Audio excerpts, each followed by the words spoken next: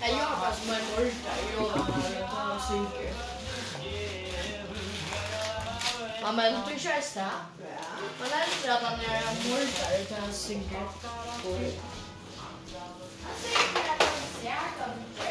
Ja, det var så. Något så spooky, jag ska Vad säger du Annika om Jolamannen? Han är med mig. Han gick ju bara att han vill sova och allt möjligt. Och så äntligen han tar rötten.